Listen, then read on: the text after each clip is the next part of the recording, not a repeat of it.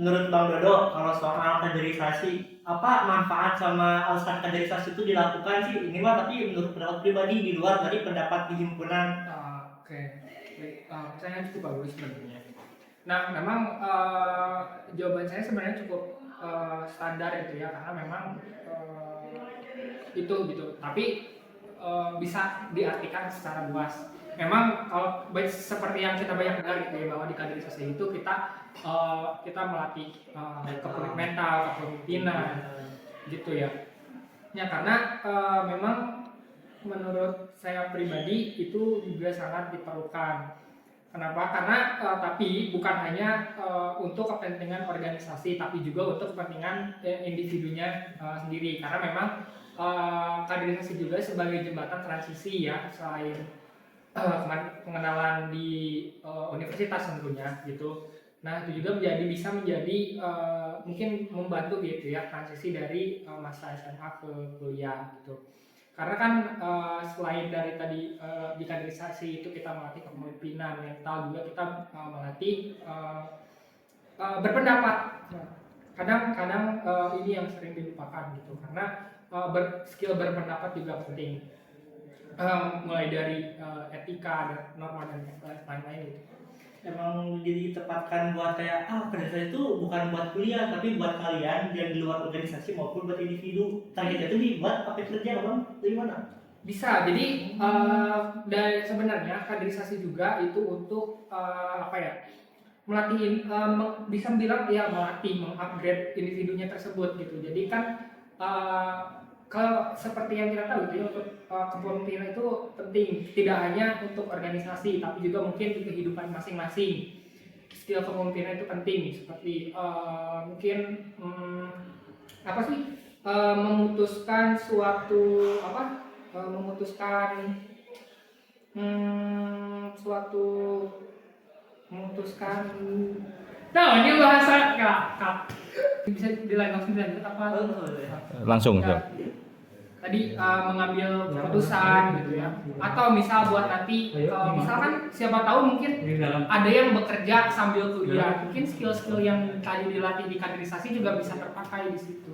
Itu nggak harus tadi di organisasi internal kampus gitu, tapi juga mungkin ke arah pekerjaan itu bisa. Itu kalau buat individunya. Sekarang kalau misal nih kan Bang Dodo tuh pasti pernah ya ngalamin dengan banyak kaderisasi. Kira-kira ada nggak plus minusnya yang dialami kaderisasi pas tahun-tahunnya Bang Dodo tuh? Di tahun-tahun saya mungkin minusnya pasti ada ya gitu. Maksud minus itu apa? Maksud banget ya. Jadi maksud minus itu lebih kayak gimana ya, kayak misalnya di rumah kurang efektif, misal dari efektivitas waktunya masih ada yang kurang dari segi panitia walaupun peserta, titik kurang tegas, ataupun malah ada yang terlalu nekenin banget gitu panitianya atau apa. Di luar panitia pun bisa kayak misal dari fasilitas ataupun apa. Oke, karena sebenarnya kalau misal dijawab gitu, oke. Minusnya mungkin dari segi waktu, ya karena kan memang itu dilakukan di hari libur. Tapi karena sekarang saya masuk ke himpunan juga, jadi jawabannya pasti agak bias gitu ya. Tapi kalau misalnya saya melihat waktu itu, saya melihat pas maba itu pasti jelek banget gitu ya. Tapi setelah masuk himpunan, karena saya ngerti mulai dari susah untuk izin tempat, waktu dan lain, kemudian belum juga pasti bentrok matkul gitu kan. Nah itu pasti dari ada beberapa aspek yang diperhitungkan lah. Tapi terus kemudian minusnya apa ya, untuk tadi 3 aspek gitu ya yang tadi disebutkan, misal dari kepemimpinan, terus mental dan berpendapat itu waktu zaman Jokowi. nyebutnya gue udah orang aku saya jangan dulu bisa Hidup Jokowi. Tolong editor di-cut ya bagian ini.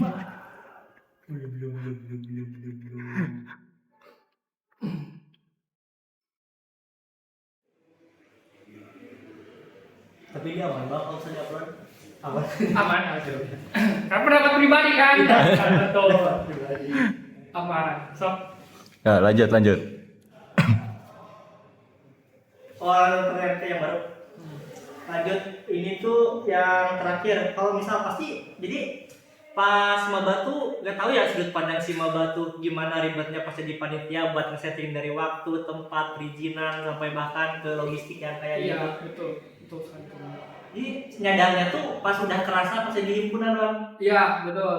Oh, tapi pernah ada gak sih yang kayak misal temen angkatan Bang Dodo deh kayak buat apa sih himpunan tuh sampai tapi orang itu kayak keras kepala. Jadi mau dikasih tahu segimana pun tetap ke cara Bang Dodo approach terus kayak bilang ini tuh bukan sekedar bukan sekedar formalitas doang, tapi ini juga ada hasil pentingnya buat kita seperti tadi kan kepemimpinan terus juga manajemen waktu kayak gitu. Cara Bang Dodo approach orang kayak gitu tuh gimana sih? Nah, sebenarnya kalau dari pendapat saya pribadi, gitu, itu bukan salah dari orangnya. Mungkin di kehidupan dia itu skill yang kita coba kasih itu belum terpakai. Mungkin bisa jadi itu. Jadi kayak ngerasa kayak jadi belum nyampe lah gitu. Ya bahasa gaulnya belum nyampe. Nah, mungkin bisa di situ kayak mungkin kalau dia udah coba bukan hanya berorganisasi ya, atau misal benar-benar kayak dia itu kan dia apa ya namanya kok lupa Ya. Assalamualaikum warahmatullahi wabarakatuh. Perkenalkan, nama saya Rahman Ujung NPM 073. Di sini saya ingin memenuhi tugas bahasa Indonesia yaitu proposal dan pengkaderisasi di lingkungan informatika. Dan sekarang saya bersama salah satu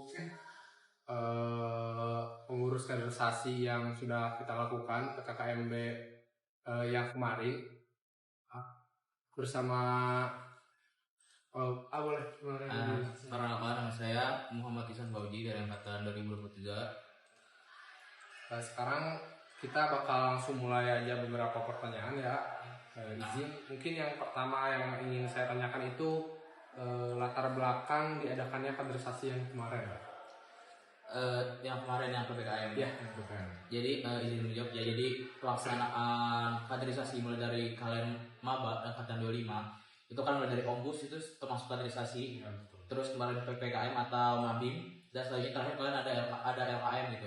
Jadi diadakannya itu tuh untuk membentuk karakteristik kalian gitu. Jadi kami tuh kaderisasi ingin kalian berubah pola pikiran. Jadi seperti mahasiswa gitu. Gak seharusnya menjadi siswa lagi seperti waktu SMA seperti itu. Dan juga latar belakang juga yang pastinya ada tekanan atau permintaan lah dari para pendahulunya gitu. Jadi diadakan kaderisasi itu bukan hanya jangka pendek atau sekedar dilaksanakan, jadi berdampak keberlanjutan ke beberapa tahun ke depan seperti itu. Mulai dari kalian mengikuti ombus, PPKM dan juga LKM. Nah, jadi setiap rangkaian juga tuh memiliki pedoman atau NDK yang harus diikuti dan juga diarahkan saat pelaksanaan kaderisasi tersebut seperti itu. Jadi yang Aisyah bilang juga tadi mungkin tujuannya juga ya dari kaderisasi ya. Mungkin kita langsung lanjut aja ke pertanyaan selanjutnya. Gimana sih proses perancangan kegiatan kaderisasi yang sudah dilakukan kemarin? Kalau itu prosesnya tuh pertama kita melihat setiap angkatan, kan khususnya kader angkatan 25 ya. Jadi bakal melihat karakteristik angkatan 25 seperti apa, orang-orangnya seperti apa. Jadi seperti itu. Jadi gak asal kader aja, kita juga harus mengikuti apa yang 25 kurang atau yang 25 harus ditempa nih seperti itu. Jadi gak asal di kader gitu. Terus juga pola-pola kayak analisis kenapa kita melakukan kaderisasi juga karena yang terutama sesuai dengan pedoman yang ada di kaderisasi gitu agar angkatan 25 itu lebih siap ke depannya, terutama masalah etika, terus juga cinta jurusan juga budaya-budaya lainnya seperti itu juga. materi-materi yang ada di informatika tersendiri seperti itu. Diharapkannya juga kedepannya setelah dikader ini mahasiswa angkatan 25 bisa menjadi lebih baik dan juga menjadi penerus atau keberlangsungan nanti di masa depan kepengurusan HMF seperti itu. Oh iya. Untuk artinya kalau dari kegiatan kaderisasi sendiri kayak ada nggak sih kayak nilai-nilai yang pengen tanamkan gitu pada kami gitu, apalagi kayak terkhusus dari AA lah gitu, pengen nanamin apa sih ke kami gitu. Yang pertama menurut tersendiri ya sebagai kaderisasi, yang pertama tuh attitude lah. Jadi etika tuh kayak di mana tuh dijunjung lebih tinggi daripada ilmu seperti itu. Jadi etika tuh nomor satu. Yang kedua tuh kebersamaan atau solidaritas kalian tuh selama maba dan juga kedepannya.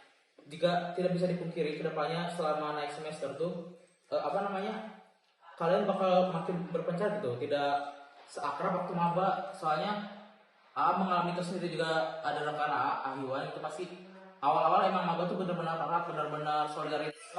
Makin tinggi semester, ini jujur-jujuran aja, makin tinggi semester tuh ibaratnya makin punya kesibukan masing-masing lah. Seperti itu. Terlebih lagi misalnya nanti kaderisasinya pengkaderan kalian itu beres seperti itu. Jadi harapan kedepannya tetap bersama gitu. Jadi walaupun tidak dikader lagi, kalian juga harus tetap bersama, dan juga yang paling terpenting mengetahui isi, fondasi, fundamental, dan juga hal-hal sebagainya yang ada di informatika seperti itu. Ada nggak sih cara AA biar memastikan nilai-nilai yang AA sampaikan itu kita terapin dan kita pahami? Kalau soal itu balik lagi ke individual ya. Bagaimana si orang itu menangkap atau memberikan pandangan gitu terhadap kaderisasi bagaimana gitu. Contohnya misalnya emang yang mengikuti serius atau yang benar-benar kepo lah ibaratnya tentang kaderisasi dan juga hal sebagainya itu kelihatan gitu oleh kami khususnya kayak. Kalau Teteh sendiri dulu dapat mentor tuh bisa terbilang bukan nggak perhatian, jadi kayak cuma sebatas mentor ombus doang gitu. Jadi Teteh maunya jadi mentor tuh adalah mentor yang benar-benar ngarahin mereka gitu, misalkan sampai lulus atau minimal 1 tahun lah ngarahin mereka kayak gitu. Dedikasi berarti ya, mulai dari Nah, dedikasi. dedikasi jadi mentor. Nah, buat persiapannya tuh kan Teteh tuh mentor ya, kayak misal ada gak sih persiapan beratnya tuh kayak mulai dari sebelum mulainya ombus, sebelum mulainya kaderisasi, sama pas di kaderisasinya tuh kayak apa aja sih keluhannya kalau misal dari perspektif mentor tuh? Kalau dari perspektif mentor ya, kalau dari awal-awal mungkin lebih ke yang namanya kegiatan di kaderisasi itu kan ada prosesnya, mulai dari rapat-rapat kayak gitu. Nah, mungkin dari rapat-rapatnya itu memang mengganggu waktu, bukan mengganggu waktu istirahat gitu ya, soalnya diadakannya pas libur, tapi kan yang namanya mahasiswa baru juga ya belum masuk itu kalau misalkan pas kitanya libur, jadi ya diterima aja gitu mau masalah itu. Terus kalau dalam menjalaninya sebenarnya aman-aman aja sih, nggak ada kendala, soalnya memang mendedikasikan diri sebagai mentor gitu, mungkin kayak gitu. Mewah. Terus yang terakhir nih, cara Teteh bisa menilai kalau orang yang Teteh didik tuh udah berhasil tuh kayak gimana? Kayak misal Teteh didik Chandra nih, kayak Teteh nilai kalau Chandra tuh udah berhasil Teteh didik tuh Teteh nilainya dari mananya gitu?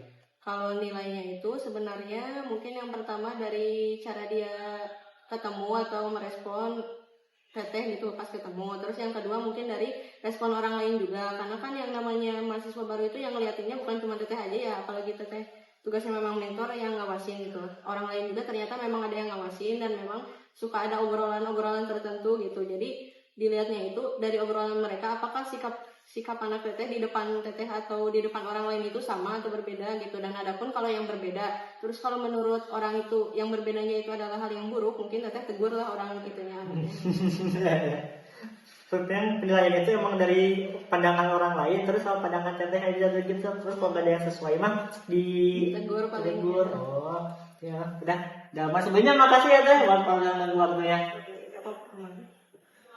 Sudah semuanya sudah berhasil. Sip. Yes, kita dapat tomat.